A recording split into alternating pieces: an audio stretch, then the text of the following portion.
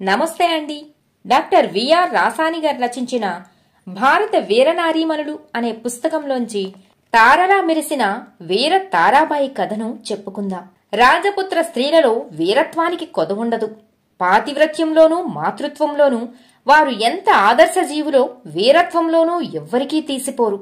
అవసరమైనప్పుడు తమవారి కోసం, తమ రాజ్యాల కోసం ప్రాణాలనైనా అర్పించగల త్యాగశీలురు, మహావీర నారీమణులు.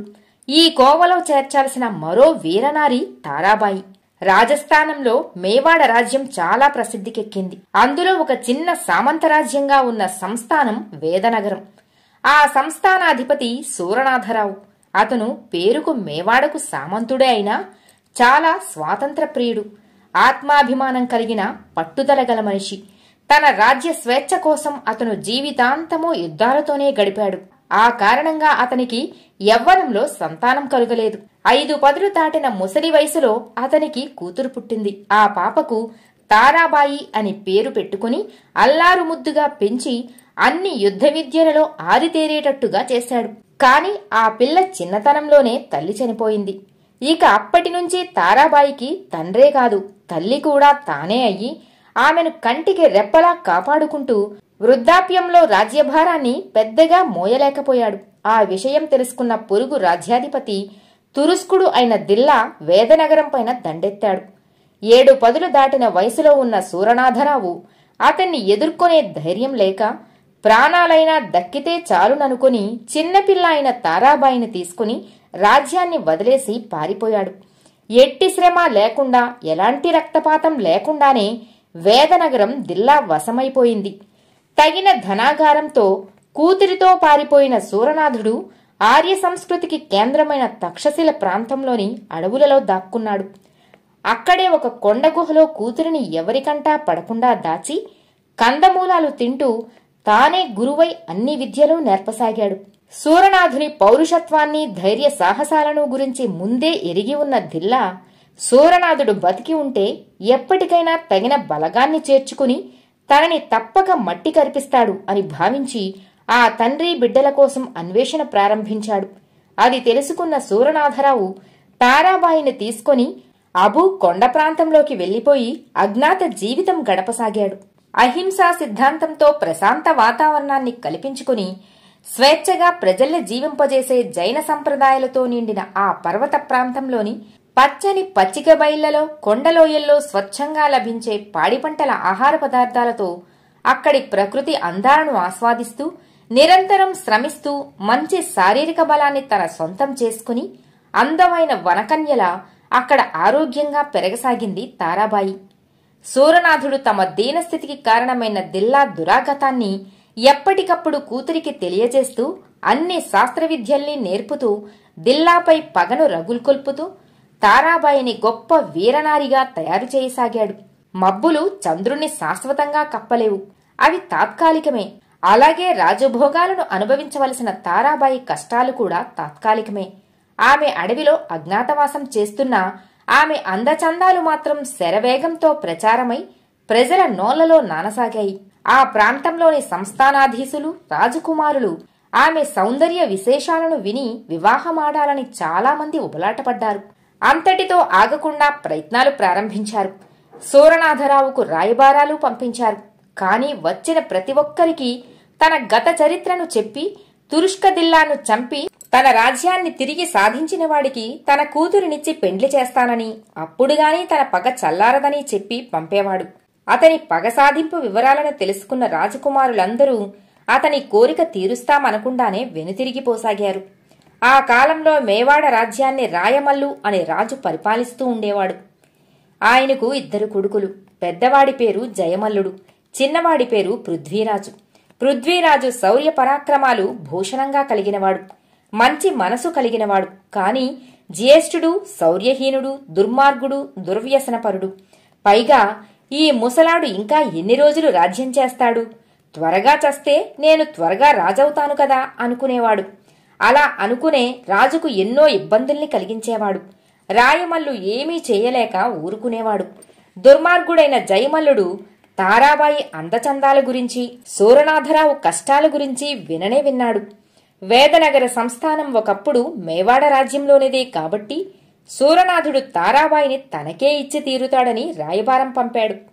కాని సూరనాథుడు ఆ రాయబారితోనూ తన పగను గురించి చెప్పి, ఆ దిల్లాను చంపినవాడికే తన కూతురునిచ్చి పెండ్లి చేస్తాను, ముందు మల్లును వాడిని చంపి రమ్మను, ఆ తర్వాత మాట్లాడతాను అని చెప్పి పంపేశాడు.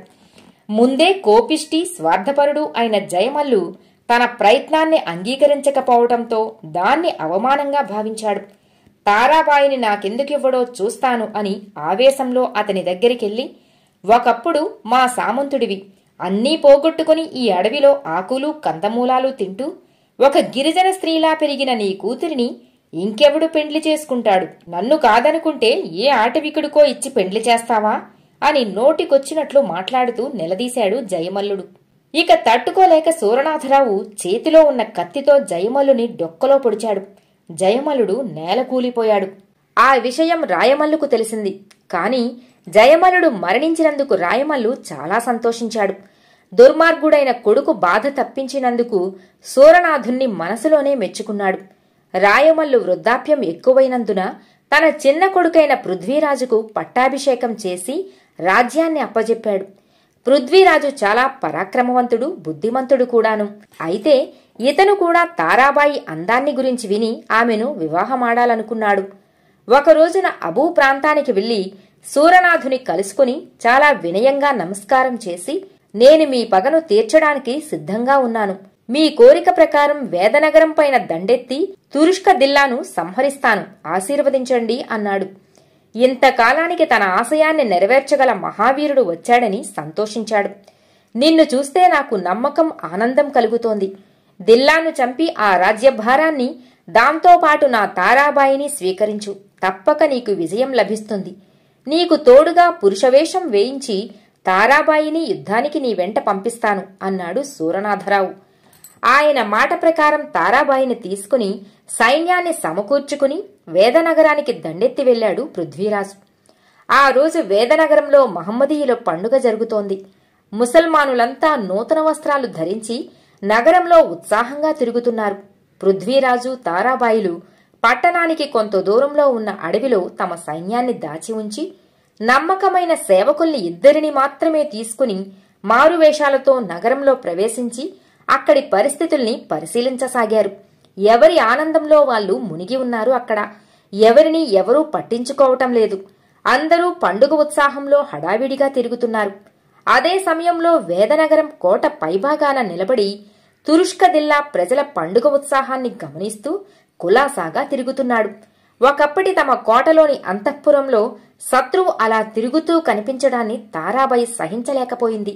వెంటనే ఆమె అంతఃపురానికి దగ్గరగా వెళ్లి గోడచాటు నుంచి ధనుస్సును ఎక్కుపెట్టి వాడి అయిన ఒక శరాన్ని అతని గుండెకు గురిచూసి వదిలింది.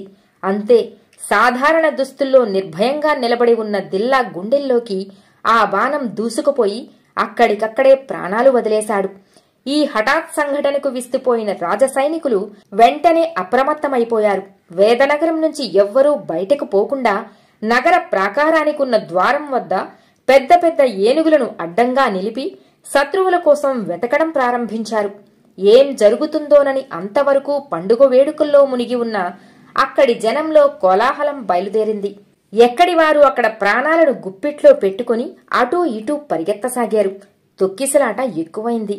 అదే అదనుగా భావించిన పురుషవేషంలో ఉన్న తారాబాయి, పృథ్వీరాజు, వారి సేవకులిద్దరూ ఆ గందరగోళంలో మెల్లగా సింహద్వారం వైపు నడిచి దాన్ని సమీపించారు. జనాలనైతే తప్పించుకున్నారు గాని అక్కడ నిలబడి ఉన్న మదపుటేను గురించి వారు తప్పించుకోలేకపోయారు. అది తొలగితే గాని వారు కోట నుంచి బయటకు పోలేరు. ఇక ఏమాత్రం ఆలస్యం చేయకుండా తారాబాయి తన కరవాలంతో ఏనుగు తొండాన్ని 2 తుండెలుగా నరికేసింది. ఆ బాధను భరించలేక ఏనుగు ఘీంకారం చేస్తూ ప్రజల మీద పడింది. అది ప్రాణభయంతో పరిగెత్తుతుంటే దాని కాళ్ల కింద పడి జనం మరణించసాగారు. అక్కడి వాతావరణం ఇంకా భయంకరంగా మారిపోయింది. అదే అదనుగా భావించిన తారాబాయి, పృథ్వీరాజులు తోడుగా ఉన్న 2 సైనికులతో పాటు వెలుపలికి వచ్చేశారు. వచ్చి తమ సైన్యాన్ని తీసుకుని నగరం పైన పడ్డారు. ఒకవైపు రాజు మరణం, మరోవైపు ఏనుగు దాడి. దాని దాడికి ప్రాణాలు వదిలిన వారు ఎందరో. అదీ చాలక సైనికుల దాడి. తట్టుకోలేక అంతఃపురంలోనూ నగరంలోనూ ఉన్న ముస్లిం సైనికులు ప్రాణాలైనా దక్కితే చాలనుకుని వేదనగరాన్ని వదిలి పారిపోయారు. అయినా తారాబాయి స్త్రీల జోలికి పిల్లల జోలికి పోకుండా పెద్దగా యుద్ధం చెయ్యకుండానే సునాయాసంగా వేదనగరాన్ని వశం చేసుకుంది. ఆ తర్వాత తండ్రి సూరనాథుని పిలిపించుకుని తిరిగి సింహాసనంపై కూర్చోబెట్టింది. ఆ విధంగా తన పగ చల్లారినందుకు సూరనాథరావు అనుకున్న ప్రకారమే పృథ్వీరాజుకు తారాబాయినిచ్చి వివాహం చేశాడు. అతన్నే ఆ నగరానికి రాజుగా చేశాడు. పృథ్వీరాజు ప్రజలను కన్నబిడ్డల్లా చూసుకున్నాడు. తన చెల్లెలిని పొరుగు ఊరిలో ఉన్న ప్రభురాయుడనే వాడికిచ్చి పెండ్లి కూడా చేశాడు. కాని అన్ని వేళలా రోజులు మనవే కాదు కదా. ప్రభురాయుడి వల్లనే వేదనగరానికి తిరిగి ఆపద సంభవించింది. ప్రభురాయుడు పరమ దుర్మార్గుడు. రాజు చెల్లెల్ని బాధలు పెట్టి రాజీ రంపాన పెట్టసాగాడు.